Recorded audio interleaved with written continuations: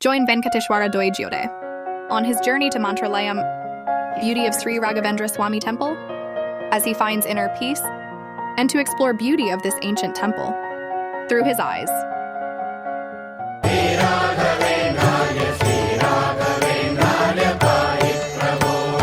Shri Raghavendrarya Shri Raghavendrarya Shri Raghavendrarya Mam Rakshabo.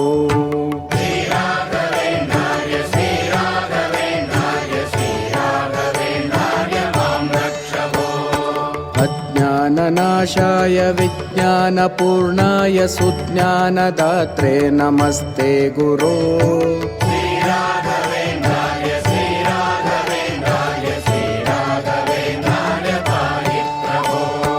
Anandarupaya Nandatmaja Shri Padambhoja Bhaje Namaste Guru.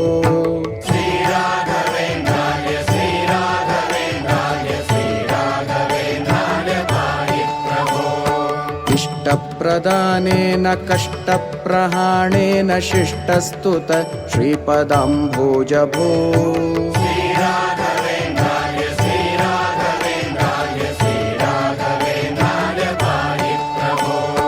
ईडे भवत्पादपाथो जमाध्याय भूयोऽपि भूयो भयात् पाहि भो.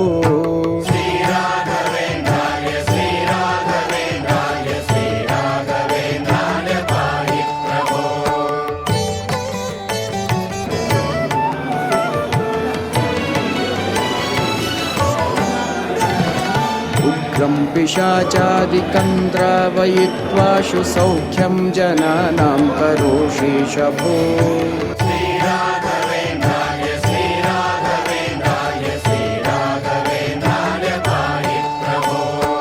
ऊर्जत्कृपापूरपाथो निदेमंक्षु तुष्टोऽनुगृह्णासि भक्तान् विभो.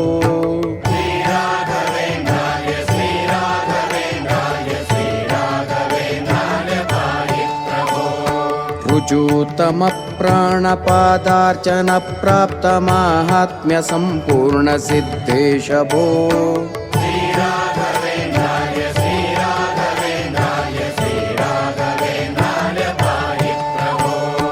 ऋजुस्वभावाप्त भक्तेष्टकल्पतृरूपेश भूपादिवन्द्य प्रभो.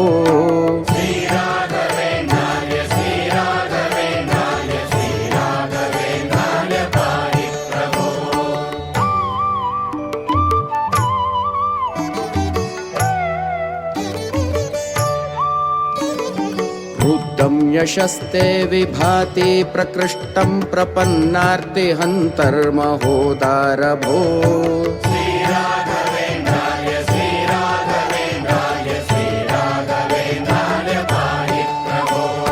क्लिप्तातिभक्तौगकाम्यार्तदातर्भवम्भोधिपारङ्गतप्राज्ञ भो.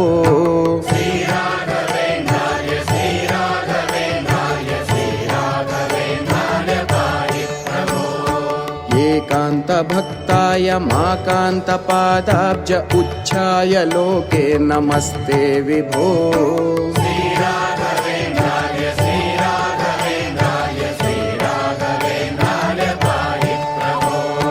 ऐश्वर्यभूमन्महाभाग्यदायिन् परेशाञ्च कृत्यादिनाशिन् प्रभो.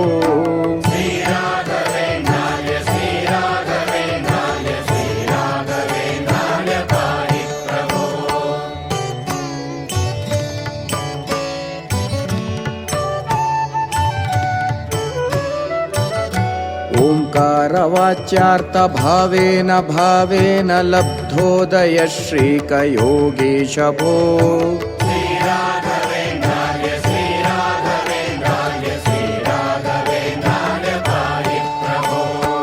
और्वानलप्रख्य दुर्वादिदावानलैः सर्वतन्त्र स्वतन्त्रेश भो.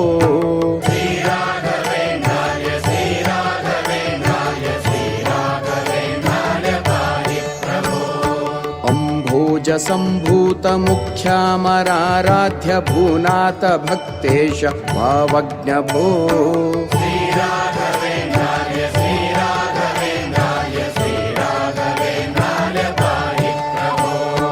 अस्तङ्गतानेकमायादिवादीश विद्योतिताशेष वेदान्त भो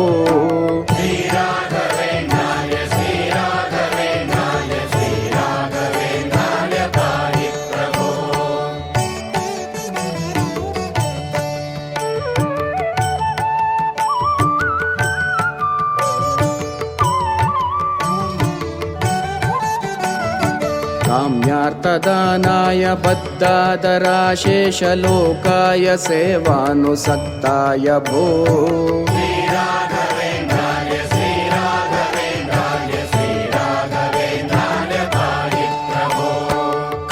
खद्योतसारेषु प्रत्यर्थिसार्थेषु मध्यन्नमार्ताण्डबिम्बा भवो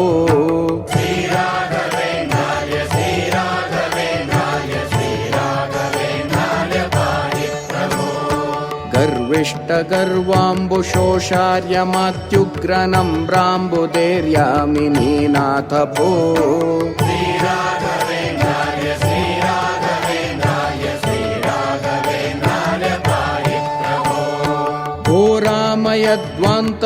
घोरामयद्वान्तविद्वंसनोद्धाम देदीप्यमानार्कबिम्बा भवो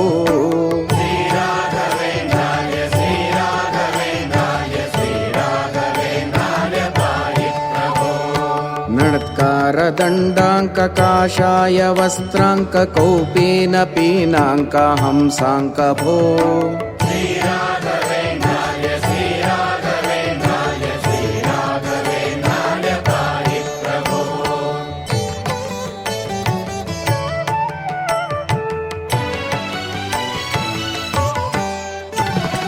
चण्डीश काण्डेश पाखण्डवाकाण्ड तामिश्रमार्ताण्ड पाषण्ड भो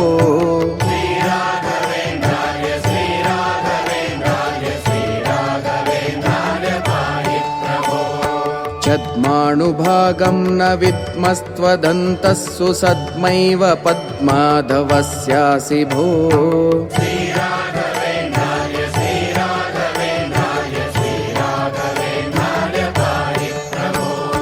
जाड्यं हि नस्तिज्वराशक्षयाद्याशु ते पादपद्माम्बुलेशोऽपि भो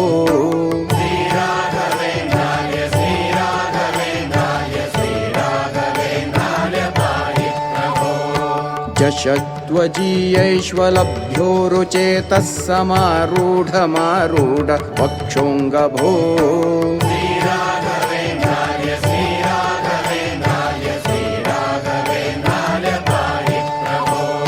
ज्ञाञ्चा विहीनाय यादृच्छिकप्राप्ततुष्टाय सद्य प्रपन्नोऽसि भो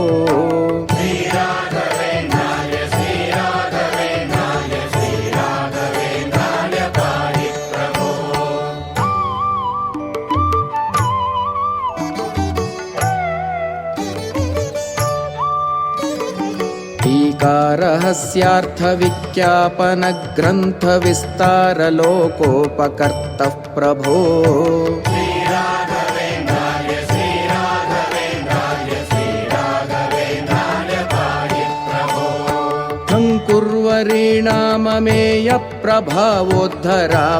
टङ्कुर्वरीणाममेयप्रभावोद्धरापादसंसारतो मां प्रभो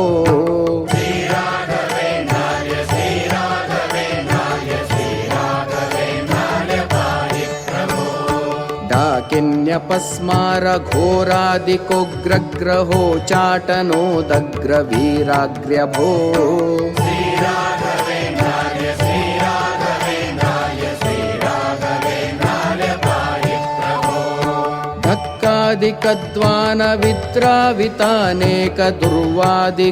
धक्कादिकद्वानविद्रावितानेकदुर्वादिगोमायुसङ्गात भो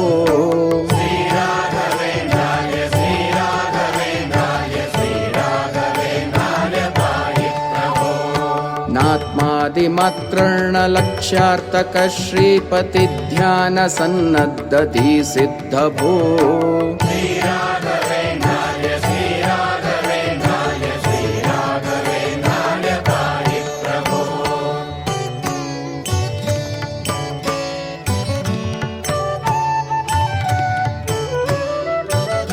तापत्रय प्रौढबाधाभिभूतस्य भक्त तस्य तापत्रयं हंसि भो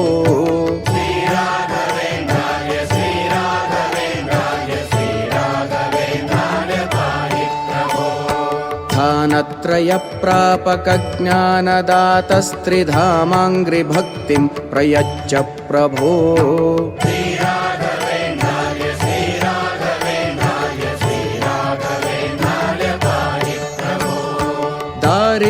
दारिद्र्ययोगेन योगेन सम्पन्न सम्पत्ति मा देहि भो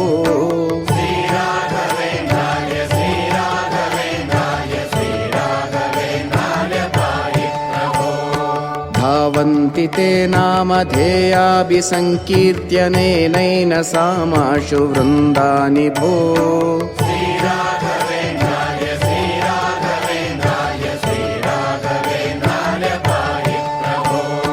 नानाविधानेकजन्मादिदुःखौ गतः साध्वसं संहरोदार भो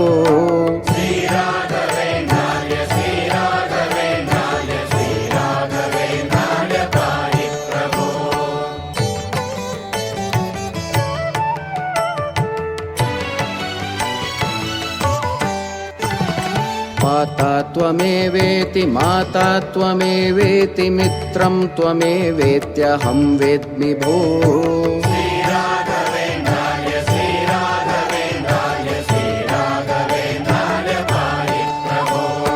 फालस्तदुर्दैव वर्णावळी कार्यलोपेऽपि भक्तस्य शक्तोऽसि भो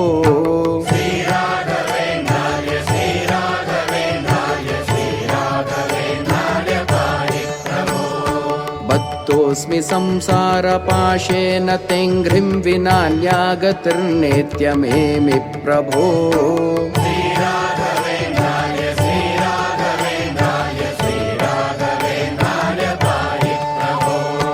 भावे भजामीह वाचा वदामि त्वदीयं पदं दण्डवत् स्वामि भो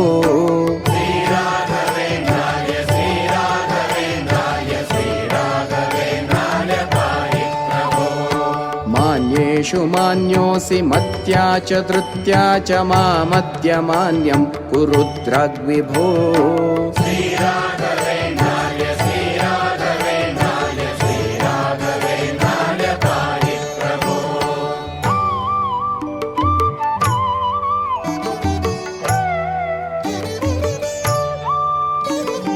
यं काममाकामये तन्न चापं ततस्त्वं शरण्यो भवत्येमि